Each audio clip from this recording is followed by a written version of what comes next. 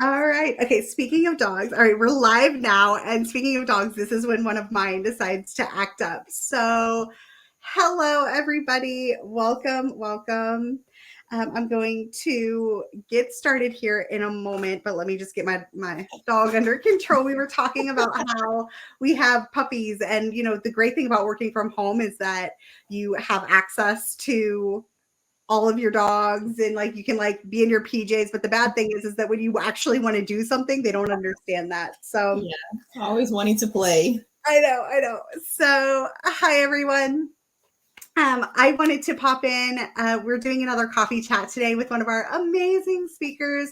If you have missed it, if you've been living under a rock this week, we opened up registration to our third round of the Realtor Summit, which is the largest online conference that was created specifically for licensed women in real estate. It is going to be April 17th through the 20th this year. It is a completely free event where you will learn from over 30. This is our largest one. We have over 30 speakers, 32. And we're going to be tapping into conversations about business, leadership within the real estate space, obviously marketing, social media, lead generation, and of course, growing and scaling your business. And so it is such an amazing time. If you have not already had the opportunity to grab your ticket, please be sure to do so. All you have to do is go to the realtorsummit.com and snag that free ticket. And it's going to be so much fun. We have 4 action-packed days back to back, and you have the opportunity to connect with thousands of women. So it's going to be amazing. But what I've decided to do is I begged my speakers and I was like, look, I want to get to know you better, and I want our community to get to know you better too. So I have asked them to come live and just share a little bit about their story, how they got where they got, and what they're going to be talking about within the summit. And today, I am going to be speaking with Trishelle Shields, and she is amazing. And I'm so excited to talk about business credit and how real estate, this is such a cool conversation, how real estate doesn't have to be your end goal. Like you can actually use it to create other businesses. And I think that is such an awesome idea. I'm all about being multi-passionate and following wherever the wind blows. So I think it's such a cool conversation that we're going to have today. But Trishelle, would you mind introducing yourself and telling everybody who you are, where you're from, your story, all the goods? Sure. Hi, everyone. I am Trishelle. I'm an associate broker with LaRosa Realty North Florida. I have been licensed since 2008, but I didn't start selling until the end of 2016. And when I did that, it was only part-time because I worked in finance and mortgage operations, and it was a conflict. So during the time I wasn't licensed, I also taught part-time. So a lot of my passion for coaching comes from my former life as a teacher. And when I actually started getting into real estate and started selling, I realized that I don't actually like selling, and I'm extremely introverted. So whenever I would close deals, it would always be such an awkward thing for me because I'm not the high pressured salesperson. I believe in giving you information and you can make a decision. So my approach to real estate has always been different.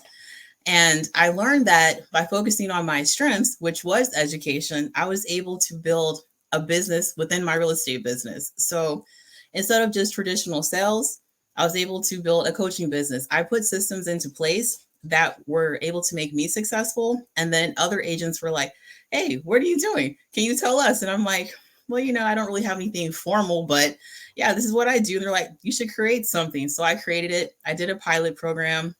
It worked. People loved it. And then also when I first started selling, I wasn't making any money. Like most of us, when you get thrown into real estate, it's usually by either by choice or by force. So I was laid off from my corporate job and I couldn't find a job doing anything.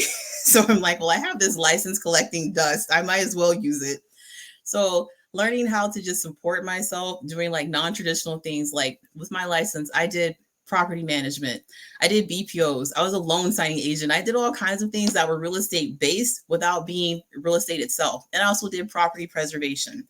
So I like to tell people that a license is a vehicle. You can use it for so many things, create other streams, other revenues, and it can take you as far as you want it to go. So that's just a little bit about like kind of how I got into real estate and what I did in the beginning. I'm obsessed with this because one of the ways that we create our roster for our speakers during the summit is we take the conversations that happen inside of our group over the year. And as you all know, our group is very active. We have a lot of questions from new agents, people just getting their license, all the way up to experienced agents. And one of the questions that is asked all the time, weekly, I mean, if not daily, is, okay, what are some other things that you can do with your real estate license? This is such a massive conversation. And I wasn't prepared to talk about this, but now I'm like, okay, wait a minute, here we go. So, because the bottom line is this, like you said, getting into real estate is not fruitful at first. Like, you are not rolling in the big bucks. I know that's what we all think, right? Like, you're right. Like, oh yeah, as a real estate agent, I'm going to be rolling in the money. $1 million listing. and day one. As soon as you walk in the door of your brokerage, you're like, oh, there's going to be handing me clients. Like, none of that is how that works. And I think it's a shock for a lot of us that get into the industry. And then we're like, okay, wait, this is hard. This is, I quit my job to do this, or just like you, I'm put in a position where now I'm laid off. So I have to make this work somehow. What else can I do with this license? And so I love that you have like a way to talk about that in such a positive manner of like, this does not have to be it. If you find, like, both Trishelle and I are introverts, like 100%.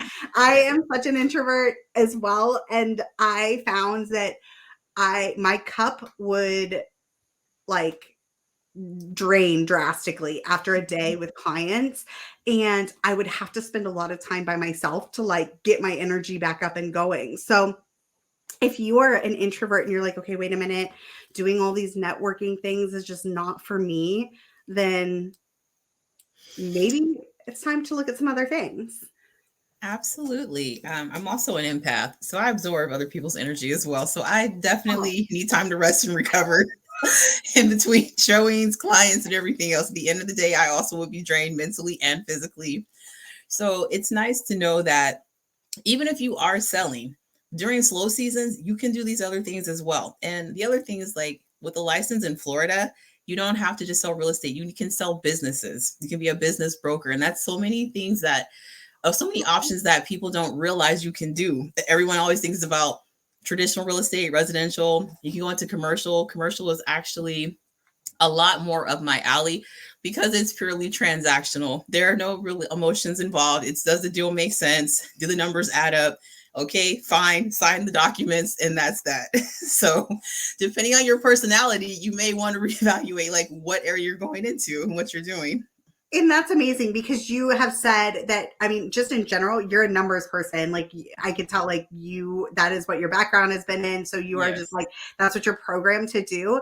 And that's such a cool difference from a lot of other even speakers that we have had. They're all about like relationships. You got to build these relationships. And that's exhausting for someone that is an introvert. It's like, okay, I can do this. Like, you're crying, like calling your sphere, like, hi, how are you? I don't like cold calling. I don't like door knocking. So I found that I do very well on social media. I create relevant, useful content. I educate people online through that content, and then I attract them to me, because me picking up the phone, I tried that and I was going to have a panic attack every day. And a lot of people don't answer the phone because they think you're spamming them. So door knocking, I live in Florida. It's hot. I don't want to be outside in the humidity. It's just too much. No, it is too much. So I want to talk about, can you give, so if somebody is in their first year, let's talk to the people that are either getting their license or they are like within that first year and they're just trying to get their business up and running. And they're like, okay, I need something else that I can start generating revenue fairly quickly while I work on this real estate business. Do you have any thoughts, ideas, tips for those agents?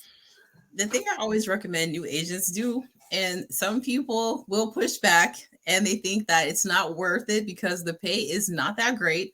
But I always recommend agents doing BPOs if your broker will allow it. A BPO basically is a paid CMA. It's usually for a property that's in distress, going into a foreclosure or some type of REO.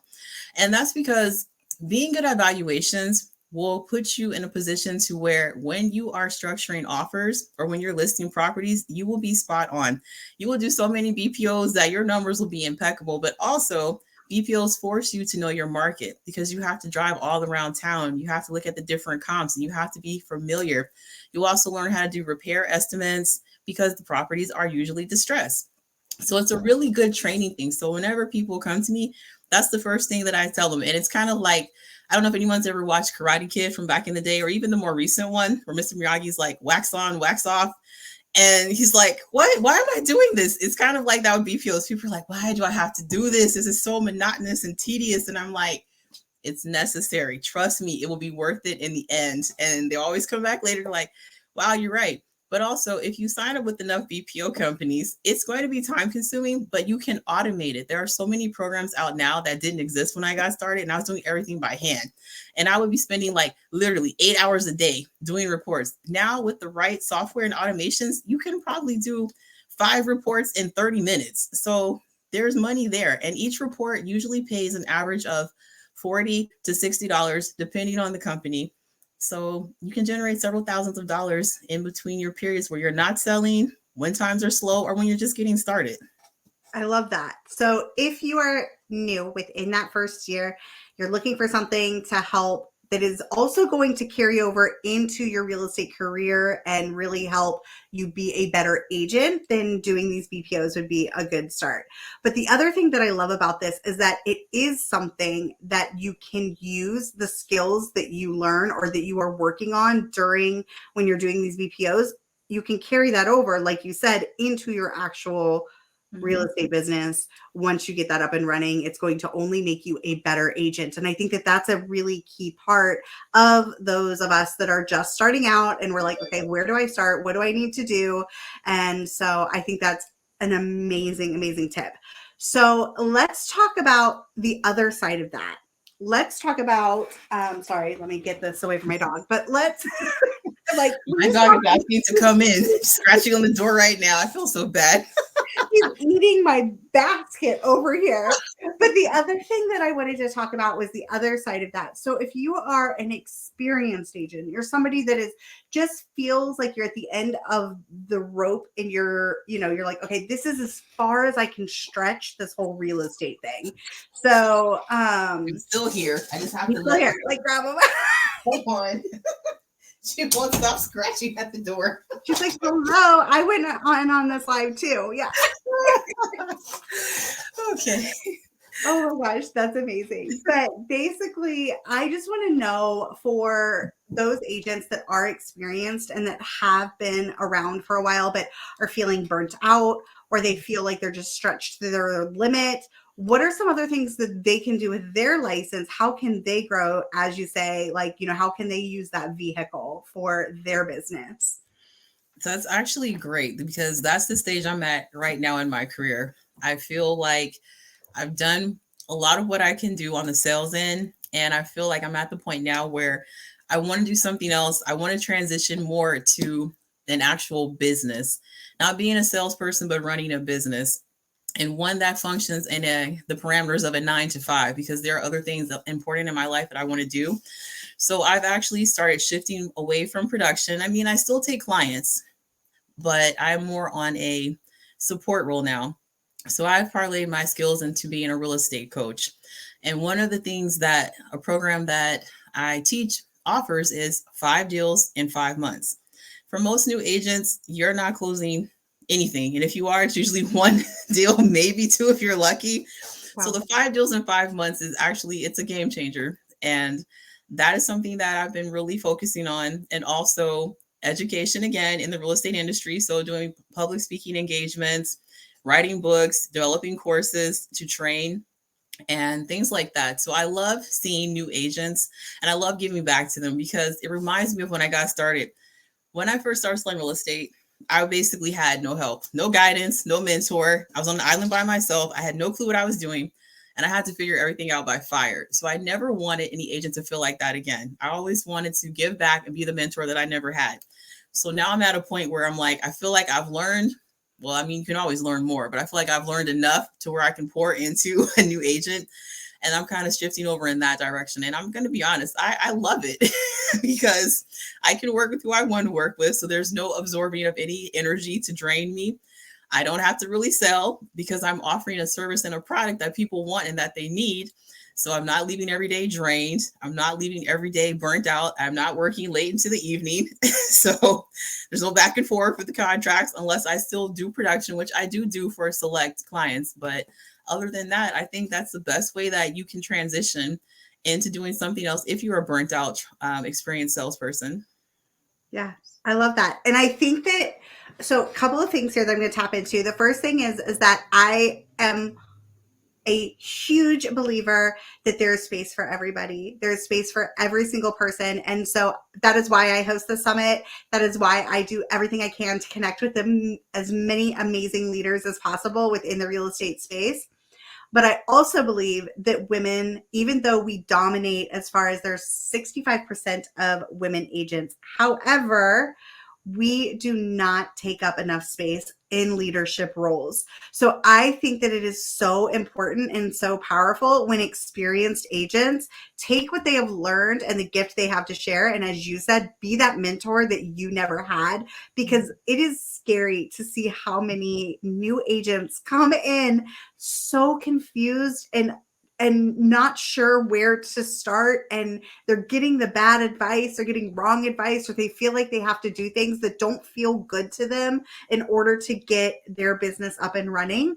So I think that if you are somebody that is in a position where you have tons of experience with real estate, but you're just starting to feel burnt out, or you're starting to feel like maybe you are, maybe you're just at the end of your production, like maybe this is it as far as that goes, but you still want to stay within the real estate space, start looking into coaching. I think that that's a really good tip, because we need more women leaders in this space. We need to take up more space in the real estate industry. So I absolutely love that tip.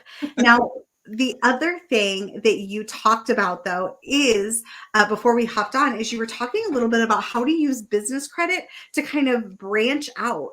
Can you tell me a little bit about that? Because I have had lots of people ask inside the group, okay, how do I get started? How do I pay for all the things, either for this business or for another business that they may want to be starting? Absolutely. So the great thing about business credit is that it's independent of your personal credit. Now, when you start getting the higher lines, there are going to be some checks where they look at your personal credit just because you're asking for massive amounts of money.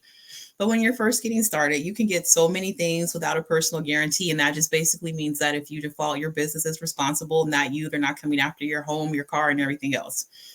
So the way you get started is you just need to have a legal entity.